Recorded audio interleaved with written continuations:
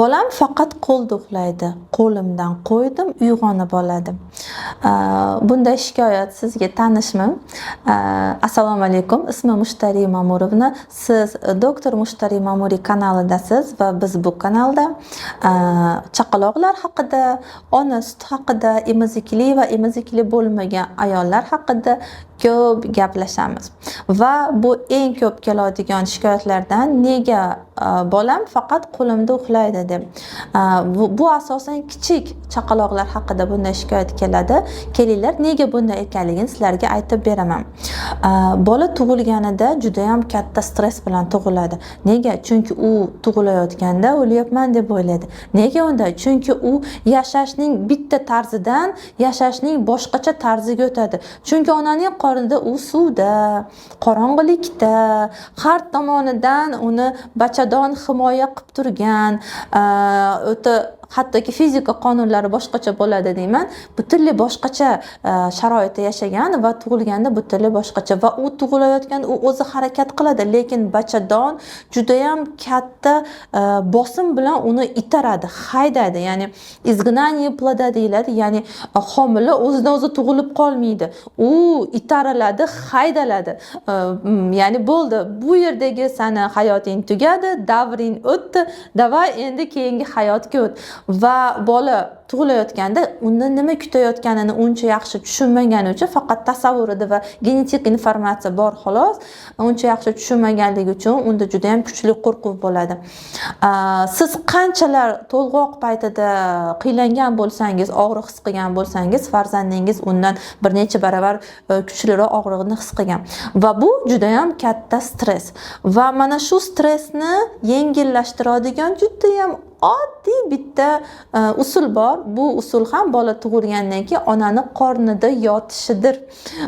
Bola onani qornida yotganida tug'ruqdan keyin undagi stress, e'tibor bering, 74% ga kamayadi. Tasavvur qiling, sizda qanchalar kuchli stress bo'lmasin, siz birpas onajoningizni oldida yotsangiz 74% ga stressingiz kamayib ketsa qanday baxt. Chaqaloqlarda mana shunday imkoniyat bor, lekin bugungi kunda afsuski juda ham ko'p tug'ruqlarda bola onani qornida atigi 5 daqiqa, uzog'i bilan 5 daqiqa yotadigan bo'lib qolgan. Ya'ni yotqizishadi, kindigini kesib olishadi, bo'ldi. Borib vaznini tortishadi, bo'yini o'lchashadi, kiyintirishadi va chiroyli kravatkaga yoki mana bu onani qo'ltig'ini ostiga yotqizib qo'yishadi yoki umuman terimda qoladi. Hozir sog'lom chaqaloqlar haqida gapiryapman, chunki agarda reanimatsiyaga muhtoj bo'lgan chaqaloq tug'ilgan bo'lsa, u to'g'ridan to'g'ri intensiv palataga yoki reanimatsiyaga olib kirib ketiladi.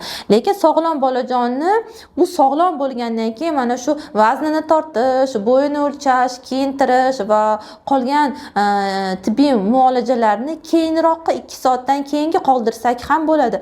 Chunki uning uchun hozir eng muhimi stressni kamaytirish va o'sha stressni kamaytirishda bizda 6 soat davri, o'sha 60 daqiqa tug'ruqdan keyingi bo'lgan, bekorgina oltin deyishmaydi, mana shu davr juda ham muhim rol o'ynaydi. Va mana shu narsa bugungi kunda tug'ruqlarda yaxshi amalga oshirilmayotganligi uchun bolada stress miqdori yuqori bo'lib ketgan va u tug'ilibla onasidan ajragan. U nimani kutgan? U sizlarga aytdimki, u tug'ilayotganda o'lyapman deb o'ylaydi. U to'liq tushunmaydi qanday hayotga borishni, lekin taxmini bor xolos. Va u tug'ilganida ona bilan birga bo'laman deb o'ylaydi. Chunki unda 1000 yillik genetik informatsiya bor. Tug'ilasan onani qornida, onani bag'rida bo'lasan degan. Lekin uni olib ketishdi, kiyintirishdi, qayergadir qo'yib qo'yishdi va bola onam qaytib kelmaydi, u o'ldi deb o'ylaydi va unda qo'rquv 74% ga kamayishi o'rniga 74% ga yana ham stress ko'payib ketadi. Va shundan keyin siz bolajonni qo'lingizga olganingizdan keyin qaytib sizdan ajralmaslikka harakat qiladi. Ya'ni siz uni qo'yganingizda bola sizni ko'rib turmasa, eshitib turmasa va tana darajasida his qilmasa, oyim qaytib kelmaydi degan qo'rquvi kuchayib ketganiga darrov uyg'onishni boshlaydi. Hozir biz tushunib oldik qanchalar shu tug'ruqdan keyingi ilk soatda qilinadigan har bitta xatti-harakatni ahamiyati kattaligini va agarda siz homilador bo'lsangiz, bo'lajak ona bo'lsangiz Umuman bu mavzu sizni qiziqtirayotgan bo'lsa, oltin soat haqidagi to'liqroq videoni, bepul darsni ko'rishni istasangiz, bu video ostida havola bo'ladi. O'sha havoladan o'tib oltin soat deb yozsangiz, sizga o'sha videoni yuboramiz. Izohda esa siz yana qaysi mavzuni sizga kengroq yoritib berishimizni xohlashingizni yozib qoldirsangiz, o'sha mavzuda videolar tayyorlaymiz. Salomat bo'ling.